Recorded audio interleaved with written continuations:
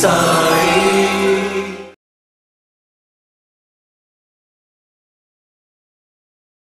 ఒక మాటని మీరు అలా అంటారేంటండి? మీరు ఆ కీర్తన పాడుతున్నప్పుడు సాక్షాత్ బాబా నాకు రాముడుగా దర్శనమిచ్చాడు, అక్కడ రాముడు కనిపించాడు నాకు. ఆనందంతో నేను నృత్యం చేసే తప్పితే అన్యదా భావించదు. తిడుతూనే ఉన్నాడు, ఇంకా తిడుతూనే ఉన్నాడు, తిట్టిపోస్తూనే ఉన్నాడు ఆగకుండా. తిట్టి తిట్టి అలసిపోయాడు, అలసిపోయి సొలసిపోయి పడుకున్నాడు.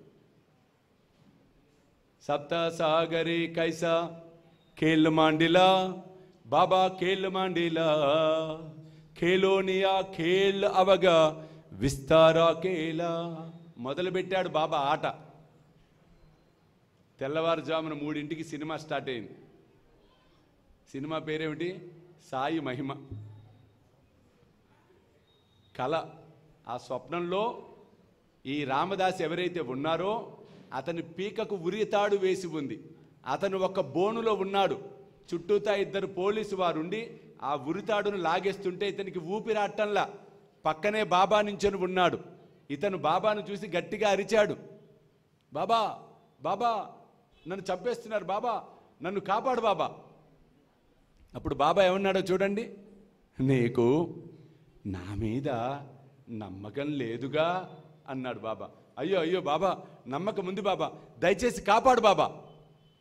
ఎప్పుడైతే ఆ మాట అన్నాడో అప్పుడు బాబా ఏమన్నాడో చూడండి, అయితే కనులు మూసి కనులు తెరువు అన్నాడు. అతని కనులు మూసి తెరిచేటప్పటికీ ఉరితాడు లేదు, బోను లేదు, పోలీసులు చనిపోయి ఉన్నారు రక్తపు మడుగులో. బాబా నిలబడి నవ్వుతూ ఏమన్నాడో చూడండి, ఒరే ఈ పోలీసు వారిని చంపింది నువ్వే, నీకు ఉరిశిక్ష ఖాయం అన్నాడు. వెంటనే రామదాస్ ఏమన్నాడో చూడండి, పరివర్తన వచ్చేసింది అతనిలో.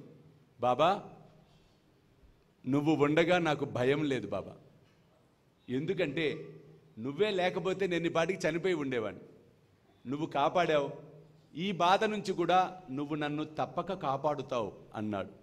వెంటనే బాబా అన్నాడు, నిజంగా నీకు అంత నమ్మకం ఉందా అని. అవును బాబా అనగానే కన్నులు మూసి కన్నులు తెరవరా అన్నాడు బాబా.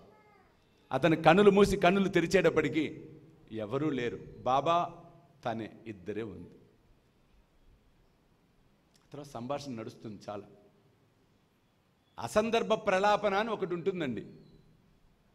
ఎప్పుడు అసందర్భ ప్రలాపన చేయకూడదు. అనంతపూర్ జ్ఞానయజ్ఞం ఐ థింక్ 230-240 గుర్తులే, సుమారు ఒక 10,000 మంది ఉంటారు గ్రౌండ్ మొత్తం. ప్రవచనం సాగుతోంది, ఒక స్లిప్ వచ్చింది నాకు. కార్యనిర్వాహకులు కూడా చూసుకోకుండా నా చేతికి ఇచ్చారు ఆ స్లిప్.